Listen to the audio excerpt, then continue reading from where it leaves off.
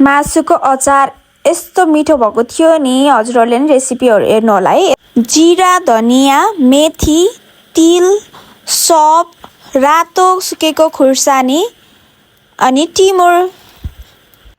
अब लिएको सबै कुराहरूलाई चाहिँ हजुरले फ्राई प्यानमा राखेर मजाले भुट्नुहोस्। अलिकति तातो भएपछि पड्किन थाल्छ अनि हजुरले निकालेर यसरी मिक्सचरमा वा कुनै पनि सिलौटामा पिस्न सक्नुहुन्छ। मैले चाहिँ सिलौटा नै लिएर पिसेको छु किनभने एकदमै मसिनो हुन्छ मिक्सचरमा।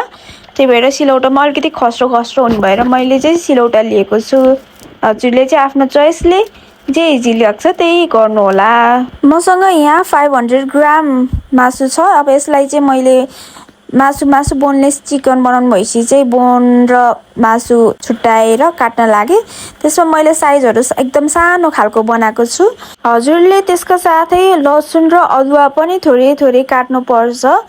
अब यसको लागि चाहिँ मैले लसुन छोडाउन लागे। एकदमै सानो आगो लगाएर मैले मासुको पिसहरू चाहिँ हालेँ। त्यो तेल टट्टिसकेपछि अनि एक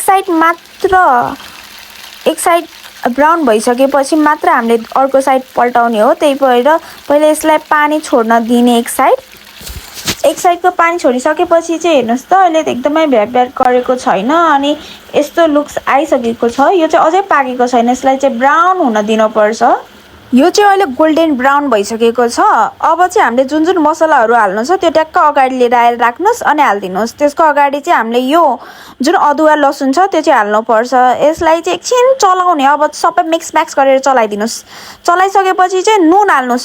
स्वाद अनुसार भन्दिनँ किनभने यहाँ स्वाद अनुसार भनेको अझै नुन धेरै हाल्नु पर्दो रहेछ। मैले चाहिँ पछि पनि कति धेरै थपेँ कि नुन त नआउँदो रहेछ थोरै हालेपछि। त्यही भएर अनि अघि बनाएको मसला, खुर्सानीको धुलो, नुन अझै थपेर हाल्नु छ भने हाल्नुहोस्। हाम्रो चाहिँ अहिले लुक्स यस्तो देखिएको थियो तर यो अझै रेडी भएको छैन। हामीले चाहिँ अझै अलिकति तेल थप्नु पर्छ भने हजुरहरूले फेरि तेल तताउनुहोस् अनि त्यसलाई चिसो हुनको लागि छोडिदिनुहोस्। त्यो चिसो भइसकेपछि मात्र चाहिँ यो अचारभित्र हाल्ने हो।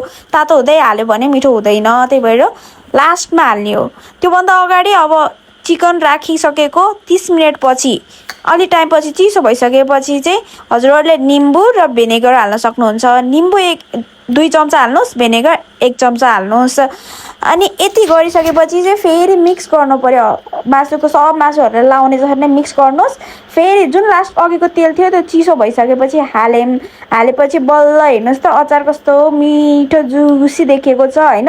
यो आजभन्दा भोलि मिठो हुन्छ कि तर नुन चाहिँ अलिकति एक्स्ट्रा हाल्नु होला। हजुरले नुन खानु हुँदैन भने थोरै हाल्नुहोस् तर टक्क नुन चाहिन्छ भने अलिकति धेरै नै हाल्नु होला है। अनि अब यति मात्र खुल्ला छोडेर भएन। त्यो पछि लास्टमा मैले चाहिँ यो डिब्बाभित्र हालेँ। मैले टोटलमा 500 ग्राममा मसित चाहिँ 428 ग्राम थियो होइन। त्यो हड्डी साइड लाएर राखेपछि अनि अहिले चाहिँ मेरो जम्मा 205 ग्राम के सबै यो खुर्सानी मरमसला सबै गरेर नै 205 भनेपछि यो मासुको एमाउन्ट कति आधीभन्दा धेरै घटेछ साथीहरू। ल यति नै हो। थ्याङ्क यू सो मच हेरिदिनु भएकोमा। अनि आफूले नुन पिरो कतिको आएको छ, नुन कतिको आएको छ भनेर चाहेर मात्र त्यो डब्बाभित्र राख्नु होला है त।